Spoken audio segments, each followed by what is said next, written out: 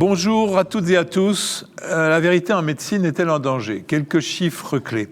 En 2021, 92% des Français déclaraient faire confiance aux médecins et 96% aux infirmiers pour les protéger face à la crise sanitaire. 86% des patients pensaient que leur médecin avait toujours été sincère. Mais 37% des Français pensent aussi que les médecins ne disent pas toujours la vérité. 20% des publications scientifiques pourraient être biaisées. Et enfin, 50% des études cliniques ne sont jamais publiées. C'est le célèbre Lancet, la Bible, qui l'affirme. Ces chiffres illustrent la défiance croissante du public envers la médecine et l'importance de la transparence et de l'accès à la vérité dans ce domaine. On pourrait se poser la question, est-ce un effet Covid pendant lequel le débat scientifique a envahi les plateaux TV? Maladie, mensonges et manipulation, la face obscure de la médecine. Notre invité est aujourd'hui une personnalité forte de notre monde médical, le professeur Agnès Buzyn, mais on écoute d'abord l'éditorial de notre rédacteur en chef, Thierry Borsat. La vérité en médecine, c'est un thème qui recouvre bien des domaines. La relation médecin-patient, évidemment, mais aussi la santé publique, la recherche, les traitements, tout particulièrement depuis que la communication débridée sur le numérique a ouvert grand la porte aux propagateurs de ce que l'on appelle les fake news. Mais pour vous, Madame la Ministre, la vérité en médecine est aussi le sujet qui a participé à un bouleversement de votre parcours. Alors que de médecins hématologues et universitaires, puis responsables dans plusieurs grands établissements de santé, dont la présidence de l'Institut national du cancer, vous étiez devenu une personnalité politique en charge des solidarités de la santé dans les deux gouvernements d'Édouard Philippe. Les atermoiements, appelons-les ainsi, des pouvoirs publics dans la gestion d'une crise sanitaire inédite, ont abouti à ce que vous quittiez le navire avant que sévisse le plus fort de la tempête du Covid-19. Vous aviez senti, dès les premiers morts de cette épidémie en Chine, que l'affaire allait être d'importance, qu'un vrai danger menaçait le monde. Fallait-il dire la vérité? En guise de réponse, le pouvoir politique vous a prié d'aller mener une autre bataille, celle de la mairie de Paris, loin, très loin de la santé. Ce qui ne vous a pas épargné une mise en examen en septembre 2021 par les magistrats de la Cour de justice de la République, après une série de plaintes concernant la gestion de la pandémie. Mise en examen annulée, il faut le souligner, en janvier 2023 par la Cour de cassation. S'il y aurait beaucoup à dire sur la notion de vérité à propos de cette crise du Covid-19, et si vous vous êtes exprimé sur ce sujet dans un livre contenant quelques révélations fracassantes, cette pandémie historique ne suffira jamais à résumer le thème de la vérité en médecine, qui est celui de cette émission. Ce thème, il relève d'un questionnement scientifique, mais aussi philosophique, moral, humanitaire, autrement plus sérieux que les gros titres qu'a pu inspirer l'affaire d'un coronavirus dont l'origine reste d'ailleurs à ce jour inconnue. Parce que le sujet ne date pas d'hier, si la loi du 4 mars 2002 fait obligation aux médecins de donner toutes les informations aux patients sur son état de santé, le débat reste ouvert sur l'interprétation du serment d'Hippocrate, selon lequel il ne faut pas nuire aux malades. Platon, déjà, quelques siècles avant notre ère, estimait que le mensonge peut être utile aux hommes à la manière d'un médicament, donnant ainsi naissance au concept de mensonge thérapeutique. Dans la pratique, les médecins sont régulièrement confrontés au choix, soit de rassurer le malade, quitte à lui cacher au moins une part de la vérité, soit de respecter sa liberté et son autonomie en le laissant gérer en toute connaissance de cause son corps et au final sa vie. Ce qui permet de considérer que cette question de la vérité en médecine, elle est au cœur de la relation de confiance liant le médecin à son patient. Comme elle est au cœur de la relation de confiance qui devrait toujours exister entre les autorités de santé et les soignants qui pratiquent au quotidien. Cela mérite de laisser la place à de vrais débats étayés, au-delà d'affirmations scientifiques parfois péremptoires et de fake news ou supposées telles, et c'est justement l'objet de cette émission, au cours de laquelle, Madame Agnès Buzyn, vous ne pourrez pas oublier d'avoir porté les deux casquettes, celle du médecin et celle de la ministre. Merci Thierry. Bonjour Agnès Buzyn. Bonjour Monsieur Lemoine. Je suis tellement content de vous retrouver dans un plateau de télévision parce que je voudrais rappeler que vous êtes un professeur d'hématologie brillante. J'ai pu le constater, moi, à l'étranger, dans des congrès internationaux, et aussi pour toutes les émissions que nous avons fait ensemble. Puis, vous avez été happé par la politique, vous êtes devenu ministre de la Santé et de la Solidarité en 2017. La suite, on la connaît, des débuts jugés brillants, puis des controverses. Enfin, votre candidature à la mairie de Paris. Fini la politique, craché juré ? Ah non, je n'ai pas dit que je ne m'engagerai plus. Je pense que l'engagement est plus que jamais nécessaire dans le monde dans lequel nous vivons. Donc, je ne sais pas où je serai utile un jour, mais non, je ne jure sur rien. D'accord. Alors, vous êtes à la Cour des comptes, et vous intéressez, vous m'avez dit, moi je me dis, la Cour des comptes, une expérience santé comme la sienne, on va l'utiliser. Ben non, vous occupez de défense nationale ? Oui, parce que à la Cour des comptes, je n'ai pas pu rejoindre les chambres qui sont en charge de l'évaluation des politiques de santé ou les politiques sociales, parce que par définition, la Cour des comptes évalue les politiques que j'ai menées et sur lesquelles j'ai été en responsabilité. Donc je serai jugée partie.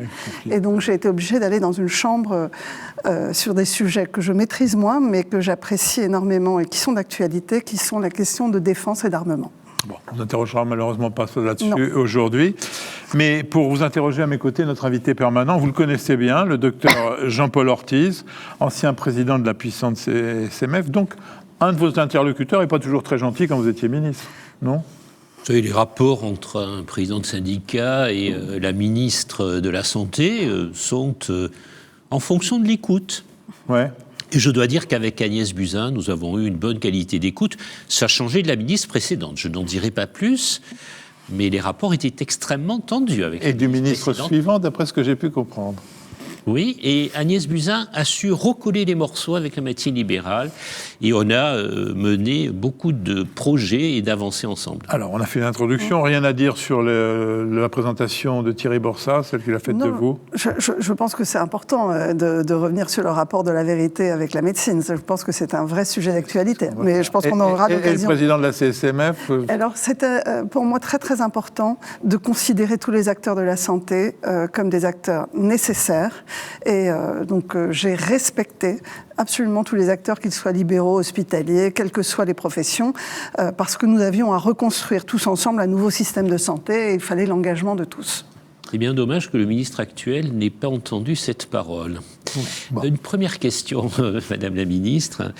Vous avez fait un bref passage à l'OMS, je crois pendant 2 ans. Est-ce que finalement l'OMS serait la garante de cette vérité en médecine, vu ce dimensionnement mondial que recouvre l'OMS ? Alors, l'OMS est effectivement l'Organisation mondiale de la santé en charge d'émettre des recommandations de bonne pratique, d'évaluer un certain nombre de médicaments. Moi, je définis souvent l'OMS comme l'agence des pays qui n'en ont pas. En théorie, l'Organisation mondiale de la santé apporte son savoir-faire à l'ensemble des pays du monde. Mais en réalité, elle apporte surtout énormément aux pays émergents, qui n'ont pas de capacité d'évaluer les nouvelles médecines. Elle donne des recommandations de bonne pratique aux pays qui ne sont pas en capacité de les écrire. Et elle doit jouer un rôle d'alerte en cas de pandémie. Et donc, c'est une institution scientifique à la base. La réalité, c'est que la façon dont l'organisation se comporte dépend énormément du directeur général qui est nommé. Certains sont extrêmement scientifiques à la base, c'était le cas de Margaret Chan par exemple. Le plus récent est beaucoup plus politique, il a été ministre de la Santé et ministre des Affaires étrangères d'Éthiopie. Il n'est pas médecin et donc le regard qu'il a sur le rôle de l'OMS est un regard politique. Et donc en fonction du directeur, je dirais que les orientations de l'agence sont perceptibles et différentes. Je ne comptais pas vous poser cette question, mais là, je ne peux pas vous demander si, pour être ministre de la Santé, il faut être médecin ou c'est un handicap d'être médecin ? Les deux, mon général. C'est à la fois utile. Alors, c'est pas tant d'être médecin, mais c'est d'avoir connu les institutions de la santé. Moi, c'est plutôt mon parcours institutionnel qui m'a aidé en tant que ministre, d'avoir été à l'ACA. Pas celui d'hématologue. Bien sûr, d'être médecin et de comprendre les enjeux, c'est utile.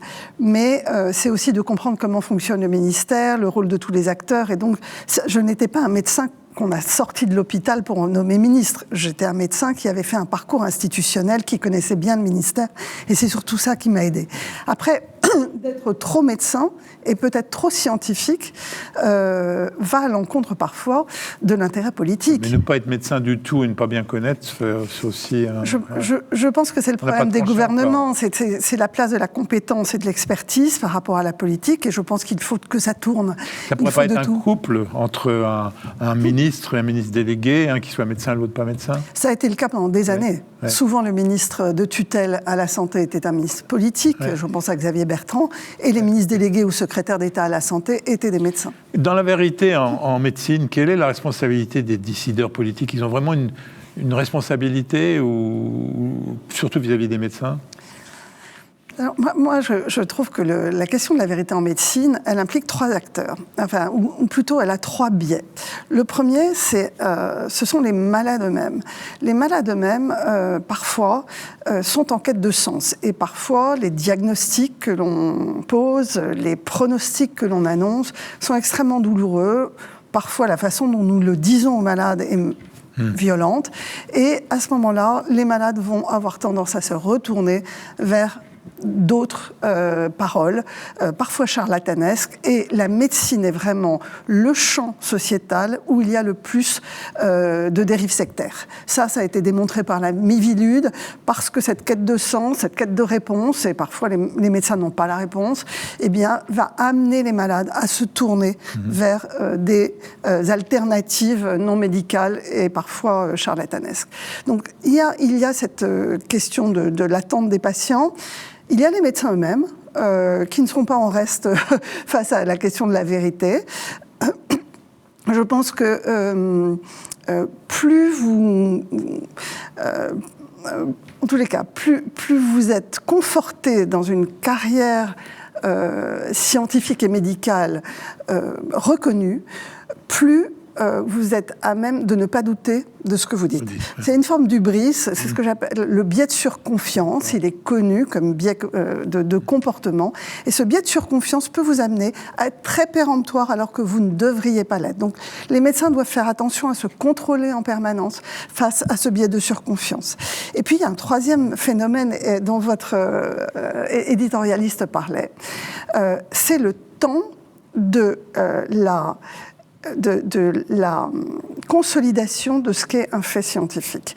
Et en fait, les gens ne comprennent pas la différence entre le temps de la recherche, où il y a des débats scientifiques et donc tout peut être remis en cause par des experts qui discutent entre eux, et le temps où un fait scientifique est avéré, et où à ce moment-là, ils ne doivent plus faire l'objet de débats.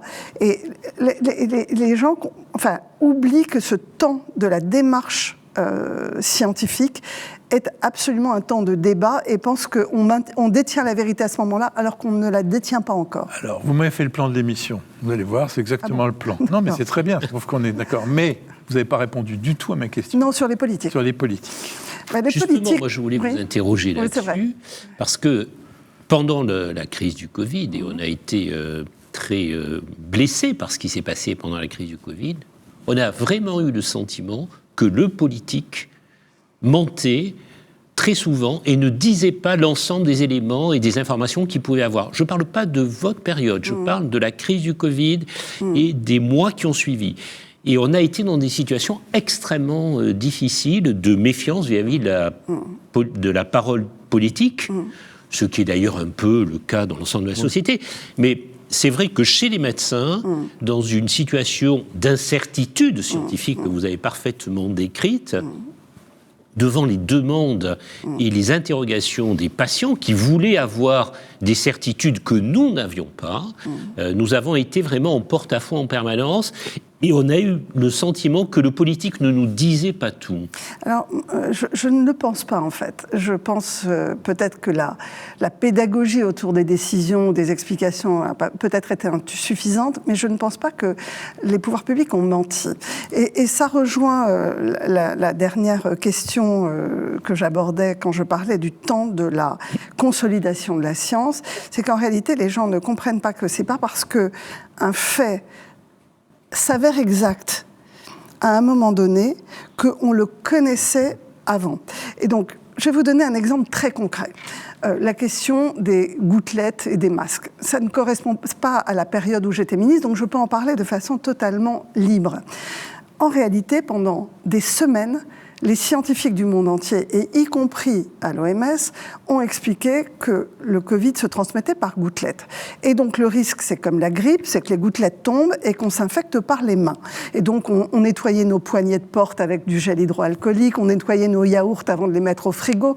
On se souvient tous de cette période.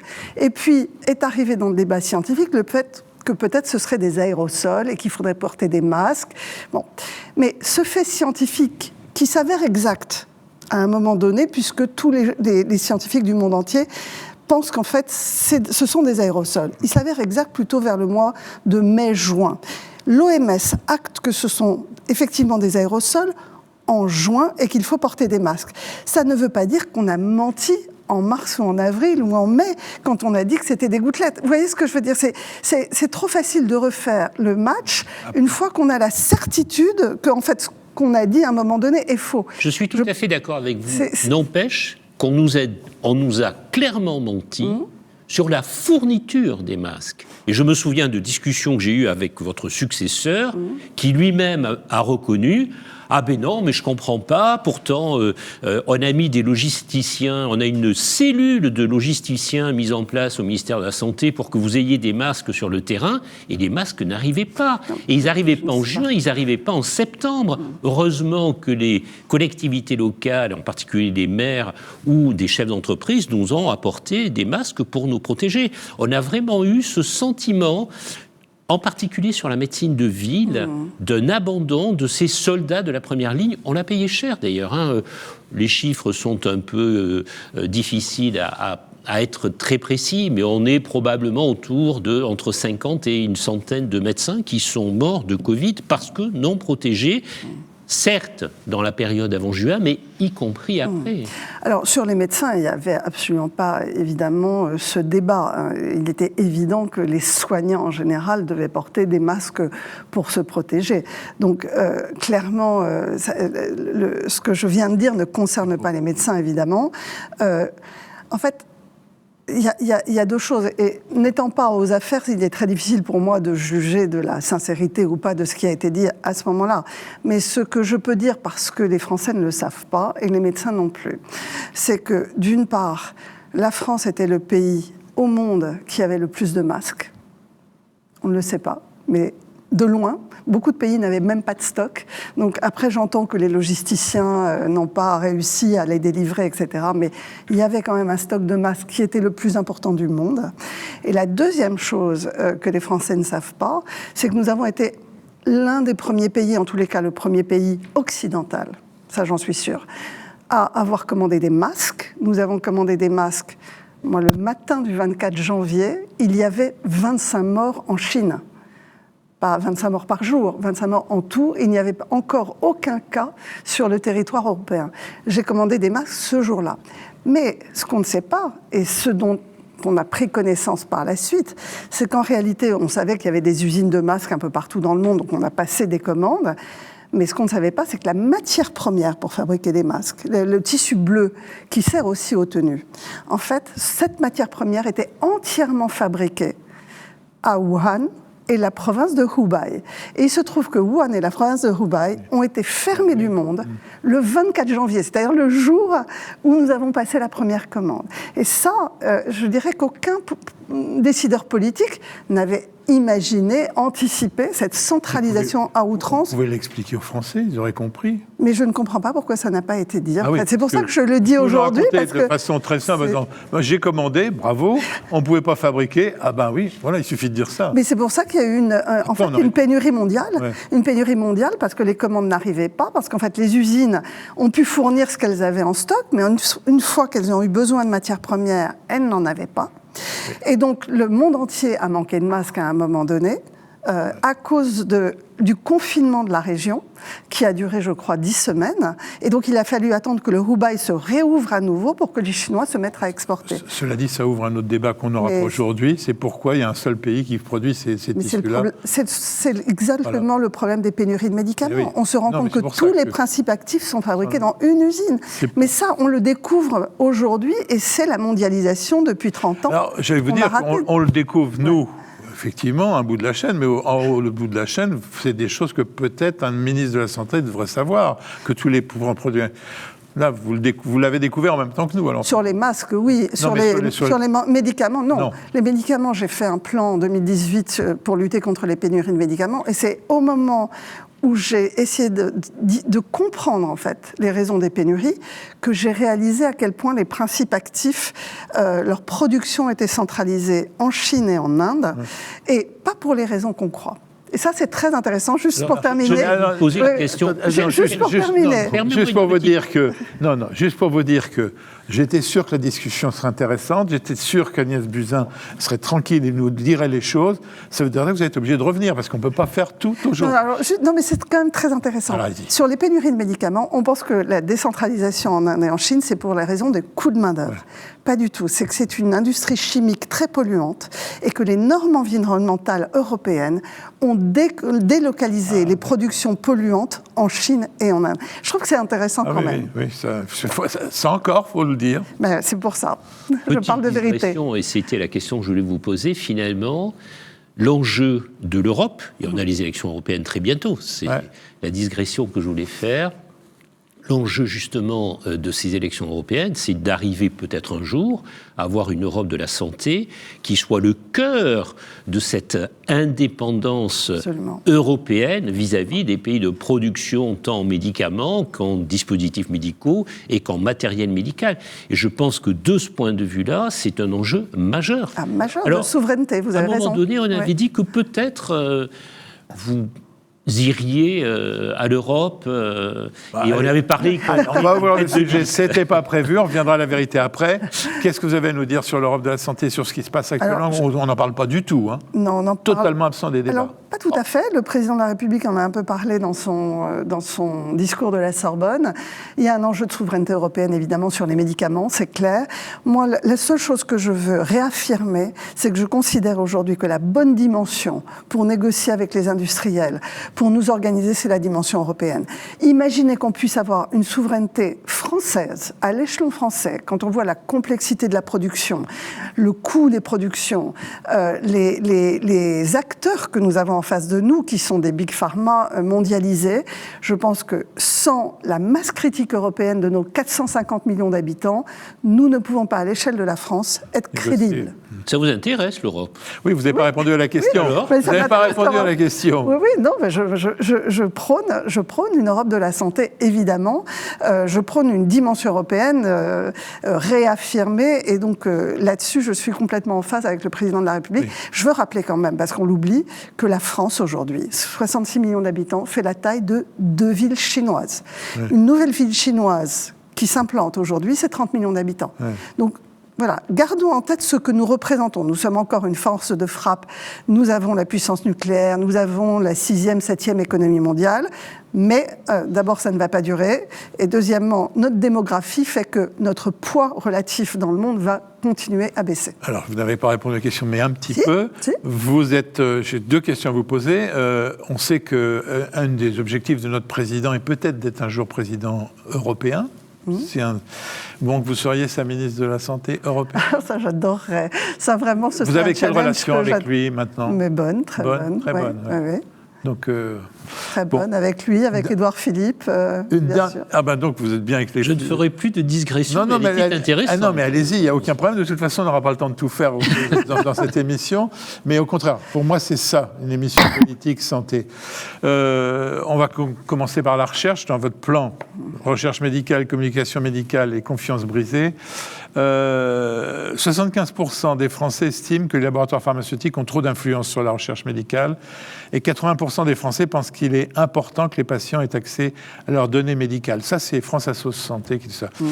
Alors, je vous laisse poser la première question. Tout à fait. Il est évident que sur la recherche médicale se pose le problème des liens d'intérêt et des conflits d'intérêts. Vous avez été présidente de la Haute Autorité de Santé, garante de l'indépendance absolue de ces experts. Si vous avez un minimum de liens d'intérêt avec un laboratoire pharmaceutique, vous êtes blackboulé. Or, nous avons l'habitude de dire, nous, médecins, qu'un expert qui n'a pas de lien d'intérêt, et plus il en a, plus on est content, s'il n'a pas de lien d'intérêt, c'est un expert sans intérêt. Alors, comment arriver à trancher ce débat et comment arriver à avancer dans cette zone grise? Et on voit combien on est aujourd'hui très bloqué par des dispositifs législatifs et réglementaires et la nécessité d'avoir une recherche qui s'appuie aussi sur l'accompagnement par l'industrie pharmaceutique. On ne ferait rien sans l'industrie pharmaceutique. Alors, sur la recherche clinique, parce que en recherche fondamentale, nous n'avons pas besoin des industriels. En recherche clinique, il est évident que l'innovation provient des laboratoires et qu'à un moment, ces innovations doivent être testées dans nos hôpitaux ou dans le secteur libéral, privé, ambulatoire. Mais nous avons besoin de médecins de terrain pour évaluer l'intérêt de ces innovations. Donc, vous avez raison, l'équilibre est compliqué. En tant que présidente de la Haute Autorité de Santé, à l'époque, j'avais fait venir un déontologue, qui était un très haut magistrat, qui était garant de la déontologie et donc de l'indépendance de l'expertise, et qui nous aidait à trouver justement cet équilibre entre des liens d'intérêt qu'on appelle majeurs, et qui font qu'un expert a des ressources financières, par exemple, très importantes venant de l'industrie, qui rend sa parole peu crédible, et des experts qui vont avoir, je caricature un peu à outrance, mais qui vont avoir pris un café ou un déjeuner un jour avec un industriel dans le cadre d'une discussion, et évidemment, ça n'obère pas leur capacité à avoir un peu de recul. Donc voilà, il y a des liens d'intérêt qu'on appelle mineurs et qui sont tout à fait traçable dans le site Transparence Santé par tous les citoyens français. Heureusement, c'est un site public qui permet de connaître, quand on a un médecin, quels sont ses liens d'intérêt avec tel ou tel industriel. Je trouve ça important de le rendre public. Vous êtes allé directement à l'HAS, mais vous avez eu une vie avant l'HAS. Et moi, je suis témoin de votre honnêteté quand vous aviez cette vie d'hématologue. Dieu sait si l'hématologie est très influencée par les grands laboratoires pharmaceutiques et qu'on s'est retrouvé dans des grands congrès internationaux. Et à aucun moment, vous, en particulier, vous avez pu être prise en faute par rapport à ces liens d'intérêt. Mais par contre, quand vous me dites qu'à la HAS, il y a le déontologue qui dit, lui, l'intérêt majeur, puis après, il y a le café, entre les deux, et c'est là-dessus que j'aimerais avoir votre sentiment, parce que, ce que vous disiez, un expert qui n'a pas de lien d'intérêt n'est pas un expert. Il y a tout un tas de ces gens en hématologie, ils sont formidables, ces professeurs d'hématologie, ce sont tous vos amis.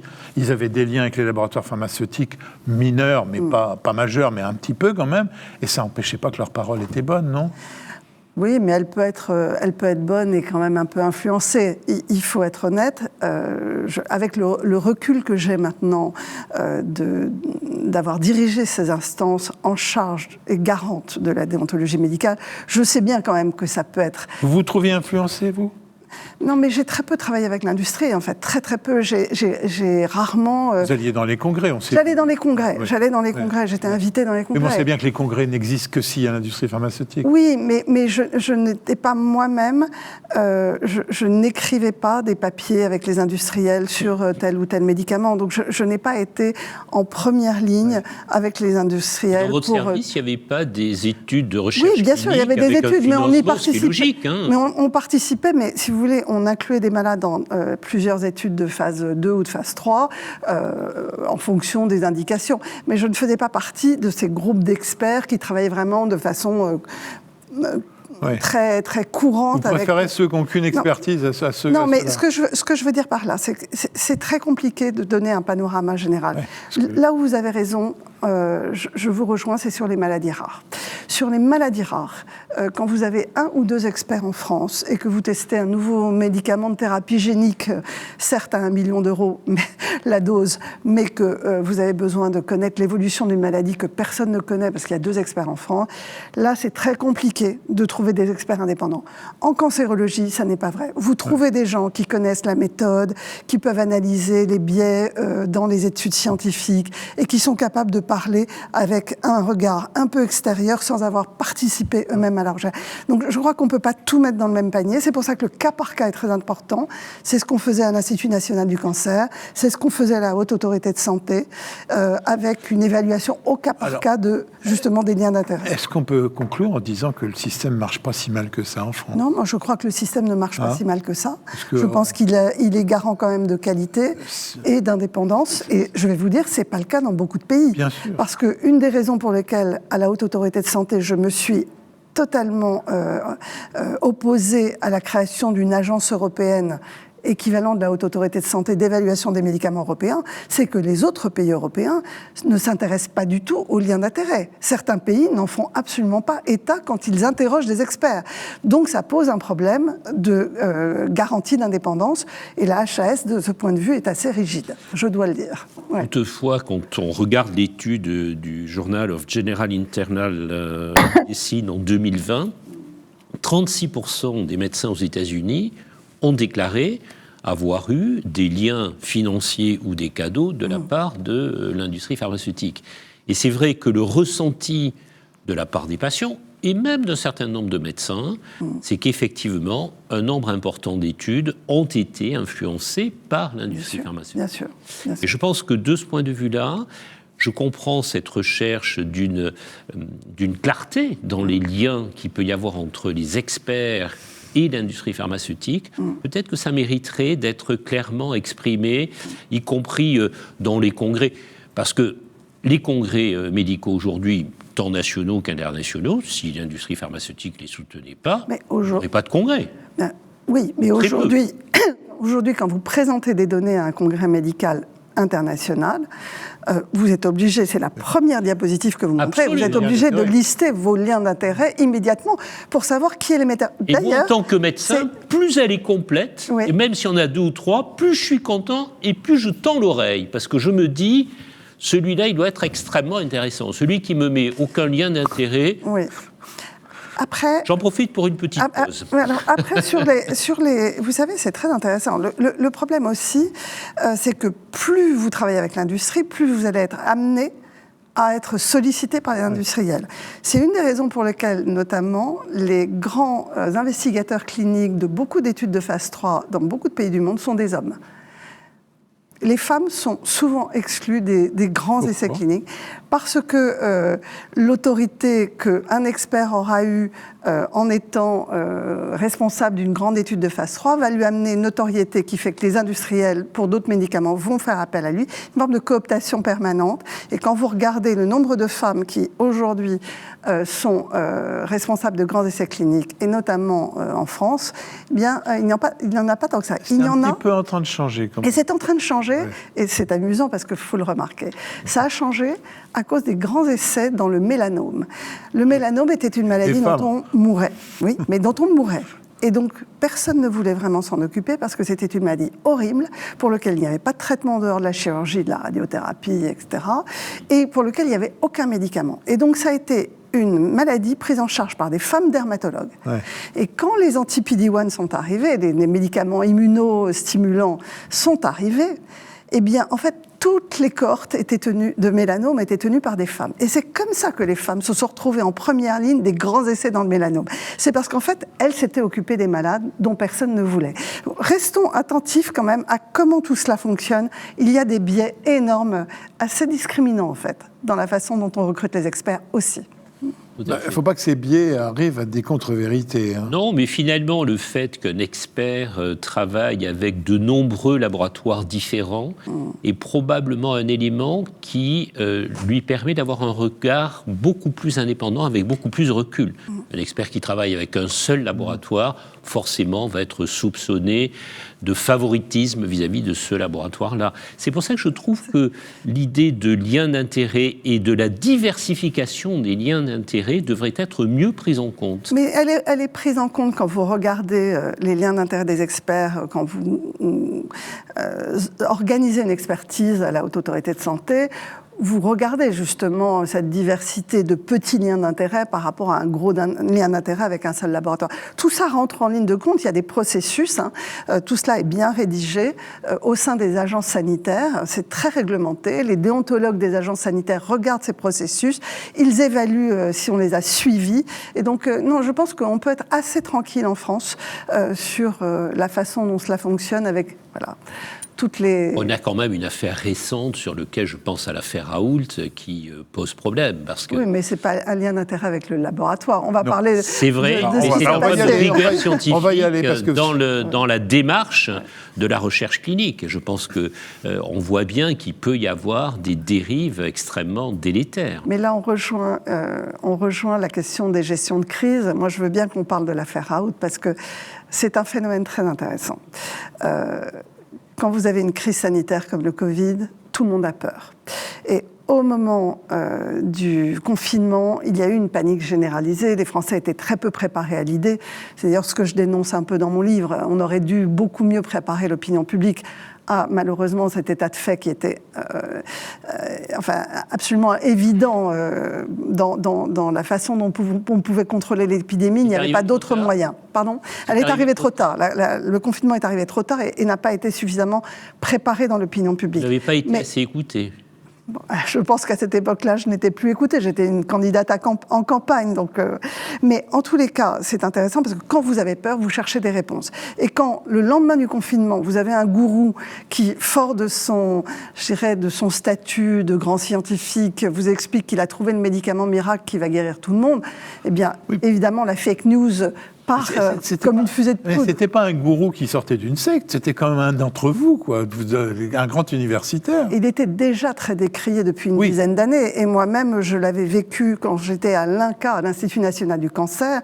Il était à l'époque, dans les années 2011-2012, chroniqueur au Point. Il faisait des éditoriaux dans le Point où il s'opposait absolument à tous les discours de santé publique. Il expliquait que l'alcool était bon pour la santé, qu'il fallait mettre les enfants au soleil entre midi et 2 heures, alors qu'on faisait des campagnes de santé publique pour lutter contre le mélanome et l'exposition solaire. Pourquoi on n'a pas pu l'arrêter ? Mais parce qu'il a eu énormément, je pense, de protection, notamment dans le milieu politique marseillais, parce que se jouait aussi la province contre Paris, ces grands mandarins parisiens hautains.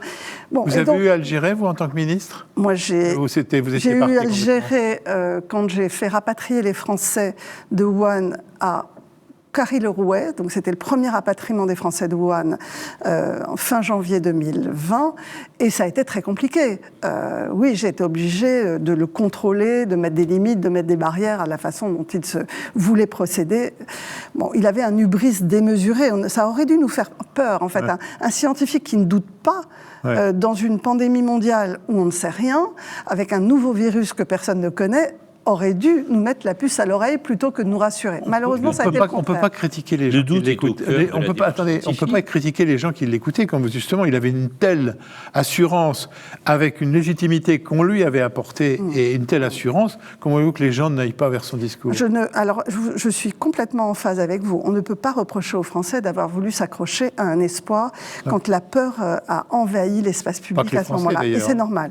Par contre, on peut reprocher à toutes nos institutions garantes de la méthode scientifique de ne pas avoir pris la parole à ce moment-là pour dire qu'une étude sur 26 malades pour un virus qui tue 1% des gens, il ne faut pas faire de statistiques très compliquées pour comprendre qu'elle n'a pas de valeur en fait.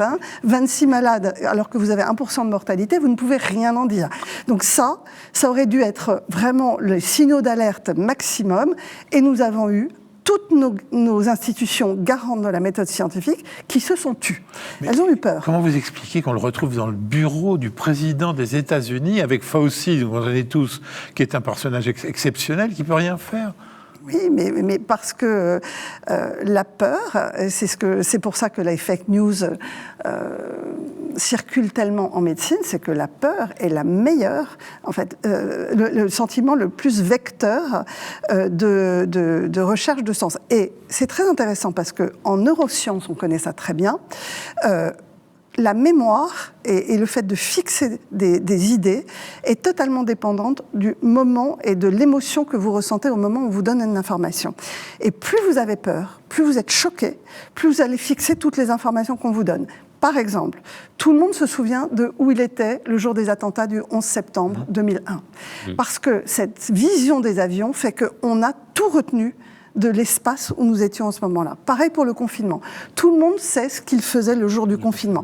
Mais donc c'est le moment où aussi les fake news vont être le plus à même de pénétrer les cerveaux des gens. Et c'est à ce moment-là que la déconstruction de la fake news va être très compliquée, parce que les gens l'ont fixé à un moment où, en fait, tout leur cerveau est à la recherche de sens et d'information. Alors, on va venir sur les fake news. Mais justement, Jean-François... Non, mais juste une question avant cela.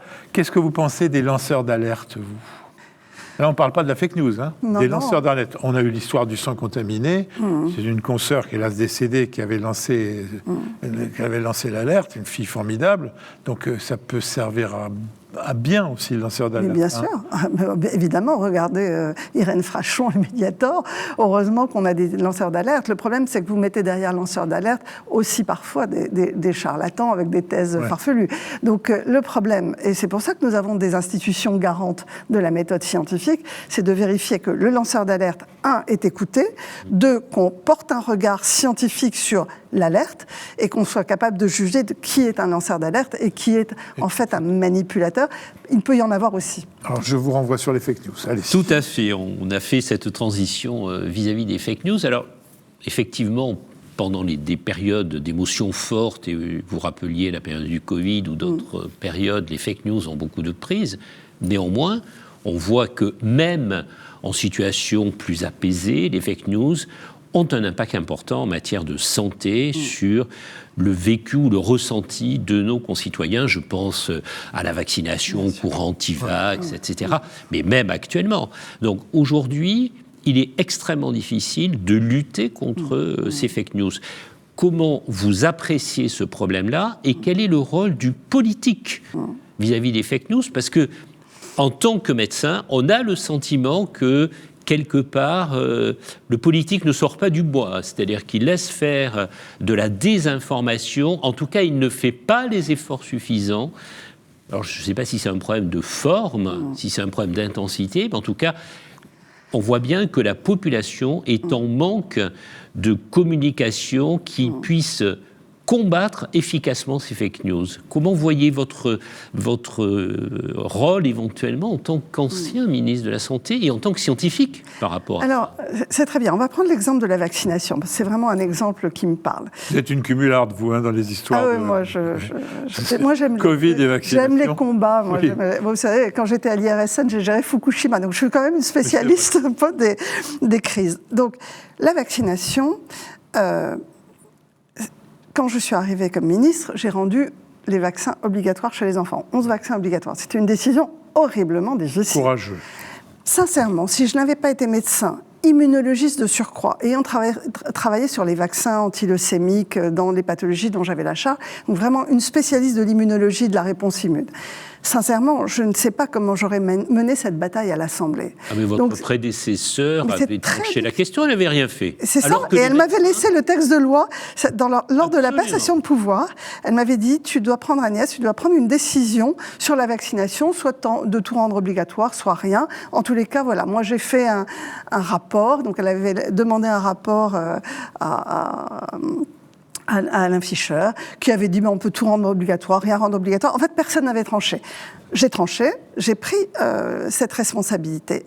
Et c'est là où je suis troublée, parce que les Français ne font pas assez attention, et en général les médias, à qui est l'émetteur d'une information. Quand vous êtes un anti-vax, par exemple, et que vous venez sur tous les plateaux télé expliquer que c'est dangereux, que ceci, qu'il y a des morts, etc., et que vous prenez l'absence de vaccin, et que vous avez une famille qui vous croit, et qu'un enfant meurt de méningite, cet expert qui a raconté n'importe quoi, il ne sera jamais inquiété par la famille, qui ne portera jamais plainte contre l'expert, d'abord parce qu'elle aura trop honte de l'avoir suivi, et puis, donc, la parole de l'expert, en fait, elle n'expose à aucun risque. Au contraire, quand vous êtes une parole politique et que vous prenez vos responsabilités, comme moi, de rendre 11 vaccins obligatoires, je rends des comptes. Je rends des comptes politiquement, évidemment. Je rends des comptes à la justice s'il y a un effet secondaire inattendu, etc. Et donc, en fait, ma parole, elle est, entre guillemets, beaucoup plus crédible parce que je m'expose judiciairement, politiquement, alors que les scientifiques qui viennent comme experts raconter n'importe quoi, en fait, on leur accorde autant de crédit, voire plus, que la parole publique. Moi, je ne comprends pas, en fait. C'est quelque chose qui m'interpelle. Pourquoi on donne la même valeur à quelqu'un qui prend des risques et à quelqu'un qui n'en prend jamais? Qui pourrait être le juge de paix de ça? Ça devrait être le juge de paix. Qui pourrait être le juge de paix? Mais moi, j'ai envie de dire aux Français, et c'est pareil sur les réseaux sociaux, quand vous écoutez une information, commencez par vous poser la question de qui est l'émetteur et quel est son intérêt et quel risque il prend quand il propage telle ou telle information. On reprend cet expert qui dit n'importe quoi, c'est quoi son intérêt? Simplement de parler? Mais d'exister. D'exister, oui. Mais bien sûr, d'exister. Plus vous êtes... On est quand même dans un monde, enfin vous êtes un homme de médias, oui. On est dans un monde où plus vous faites de buzz, plus vous êtes péremptoire, plus vous créez de la polémique, plus vous êtes réinvité. Donc le modèle médiatique aujourd'hui, le modèle des réseaux sociaux amène à la radicalité et amène justement à ce que ceux qui racontent le plus n'importe quoi, de façon la plus violente, vont quelque part être des très bons clients. On peut dire aussi au public qu'on peut choisir ses médias. Parce que... On peut choisir ses médias, mais c'est très difficile d'y résister. Oui. Quand même, globalement, le buzz, et même dans les médias publics, le buzz, quelque part, trouve sa voie parce que ça crée de l'audience.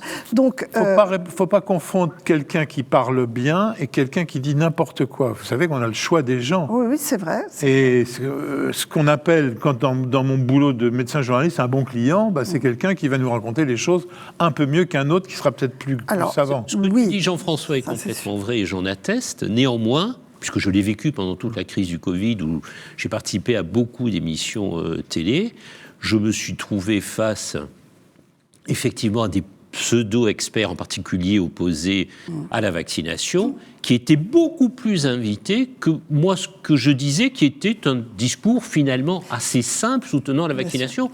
Ce qui, et je voulais vous interroger là-dessus, ce qui m'a valu, mais je pense que vous, ça a été beaucoup plus violent, des menaces sur les réseaux sociaux qui peuvent aller jusqu'aux menaces de mort. Alors, comment l'État peut à la fois lutter contre les fake news vis-à-vis de la population et quelque part arriver à protéger ou au contraire poursuivre celles et ceux qui développent des fake news ou qui luttent contre les fake news. Voilà une double question qui me semble un peu importante. Je vais résumer ça un peu plus brutalement. Est-ce qu'on n'est pas allé trop loin? Est-ce que maintenant il n'est pas trop tard face aux réseaux sociaux? Non, moi je ne crois pas du tout qu'il soit trop tard. Il n'est jamais trop tard. De toute façon, le monde est au mouvement, donc il faut agir. Moi, je pense qu'il faut éduquer les gens à comprendre d'où vient l'information. Et donc, ce que je disais sur la place de l'émetteur et son intérêt est indispensable, surtout quand on sait qu'on a des puissances étrangères aujourd'hui qui souhaitent une déstabilisation européenne et de nos démocraties.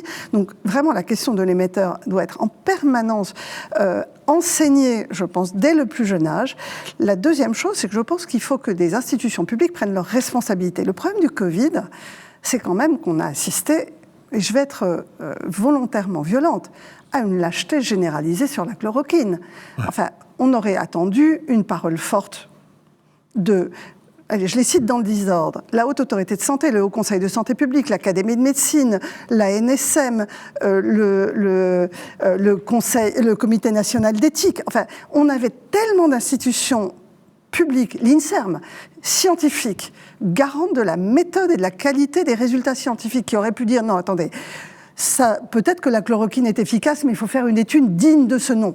Au moins, cette parole-là, qui aurait permis de faire un essai clinique. C'est la trouille qui fait que tous ces gens-là... Mais bien sûr, parce que la vague médiatique et la starification de la personne a fait que tout le monde s'est couché. Y compris le président de la République, quand même. Le président de la République, on l'a convaincu, et quelqu'un l'a convaincu d'aller le voir. Le Conseil scientifique a même fait venir M. Raoult au sein du Conseil scientifique. Il en a démissionné au bout de 15 jours. Mais enfin, on a eu M. Raoult au sein du premier Conseil scientifique. Donc, voilà, tout le monde a adoubé et personne n'a pris ses responsabilités. Et ça, je pense que c'est une faute grave et nous n'avons pas eu ce retour d'expérience sur la place de nos institutions garantes de la science. Je reprends ma remarque. Là, vous nous décrivez un monde meilleur s'il faut les informer à la maternelle des sources et tout ça, on n'est pas au bout. Vous décrivez le métier de ministre de la Santé ingérable face à tous ces toutes ces fake news. Ça fait partie des ministères difficiles. Mais je vois pas comment on peut s'en sortir. Comme le ministère de l'Intérieur. On considère que c'est un ministère qui est toujours en crise, où vous êtes debout 24 heures sur 24, parce que vous gérez en permanence... Et ça, on peut le comprendre. Voilà. Mais oui, c'est c'est un des ministères qui est le plus sujet aux fake news, ça c'est clair, et ça nécessite des institutions fortes et des ministres forts capables de prendre des risques. Ça, c'est effectivement quelque chose qu'on n'apprend pas forcément à l'école. Par rapport aux fake news et aux dérives sectaires, j'aimerais savoir ce que vous pensez de ce fameux article 4 qui a été extrêmement discuté sur la loi sur les dérives sectaires, qui finalement a été adopté par l'Assemblée nationale en lecture définitive le 9 avril dernier, c'est très récent, avec une saisine du Conseil d'État qui va derrière. Parce que cet article 4, il crée le délit de provocation à l'abstention et à l'abandon des soins. Est-ce que finalement, derrière cet article, on n'a pas enfin l'outil pour lutter contre ces fameux émetteurs de fake news? Qu'est-ce que vous en pensez? Comment vous l'analysez? Cet article est indispensable, mais il est incomplet. Et c'est là où je suis très en colère. En fait, cet article protège des gens comme Raoult. Parce que Raoult n'a pas dit abandon des traitements, il n'a pas dit abandon de l'oxygène ou abandon de l'AREA. Ouais. Il a ajouté un médicament qui, notoirement, n'avait non seulement pas d'intérêt, mais était potentiellement toxique. Voilà. Cet article-là ne condamne pas les gens qui prescrivent quelque chose. Il condamne les gens qui disent à leurs patients d'arrêter un traitement recommandé. Mais vous avez tout à fait le droit, avec cet article, de ne pas empêcher quelqu'un de prendre son traitement, mais de lui donner quelque chose de dangereux. Et cet article ne couvre pas l'affaire de la chloroquine et l'affaire Raoult. Et ce qui est intéressant, et c'est là où je suis troublée, c'est que cette loi a été portée par Mme Agresti-Roubache, qui est maintenant ministre, mais qui, à l'époque de l'affaire Raoult, était très proche de Didier Raoult. Et c'est Mme Agresti-Roubache qui, à l'époque marseillaise, très amie avec le couple du président de la République et de sa femme, a convaincu le président de la République à aller voir Didier Raoult. Donc, voilà. Pourquoi est-ce que cet article a une partie manquante? Moi, cela me gêne. Je pense qu'il est insuffisant aujourd'hui pour régler un certain nombre de problèmes. Donc, il faudrait le renforcer. Il faudrait le renforcer pour les traitements qui n'ont pas démontré leur efficacité. Aujourd'hui, ça n'est pas couvert. C'est-à-dire qu'un médecin qui prescrit n'importe quoi à un malade, du moment qu'il ne lui demande pas d'arrêter ses autres traitements, quitte à le mettre en danger avec un médicament, eh bien, ne peut pas être accusé sur la base de cet article. Il y a même dans l'article la préconisation de thérapeutiques inadéquates, mais effectivement, c'est pas très clair. Je partage votre analyse. Vous voulez que je vous donne une mauvaise nouvelle? L'émission est terminée. Mais oui, parce c'était passionnant. Et est-ce que je peux vous demander de revenir faire une émission? Je reviens quand vous voulez, monsieur Oui, justement, Lemoine. parce qu'on n'a pas parlé de la confiance brisée, on n'a pas parlé de plein de sujets. Et je vais vous demander tous les deux de faire une petite conclusion pour finir. La vôtre? Je pense que c'est très intéressant d'avoir le regard d'un ministre de la Santé, en particulier sur cette problématique de la vérité, de l'abord de la démarche scientifique et cette lutte contre les fake news dont on a beaucoup parlé. Certes, cet article dans la loi sur les dérives sectaires est insuffisant. Je pense que c'est un premier pas. Il faudra certainement aller beaucoup plus loin. Et ça, c'est la responsabilité du politique. Donc, il va falloir continuer à lutter pour aller un peu plus vers cette quête du Graal, qui est la vérité scientifique. Absolument. Et je pense que, pour compléter, je pense qu'il nous faut des institutions scientifiques fortes qui prennent la parole sur ces sujets. On attend notamment les paroles de l'Ordre des médecins, qui, en général, protègent plutôt les pratiques parfois un peu déviantes au détriment des lanceurs d'alerte. Je veux dire, avoir quelqu'un qui, comme vous, répond aux questions est plutôt pas mal. J'étais content de vous retrouver, parce que c'est comme ça que je vous avais connu sur l'immunothérapie, vous voyez? Oui, absolument. Et que, ma foi, cette émission m'a beaucoup plu. Je sais pas, ça vous allait? Absolument. En tout cas, nous, ça nous allait, vous aussi, j'espère. Merci à vous deux. Merci Agnès Buzyn, j'étais vraiment ravi de vous revoir. Merci à vous tous qui êtes de plus en plus nombreux pour nous retrouver. On se retrouve d'ailleurs très vite. En attendant, portez-vous bien.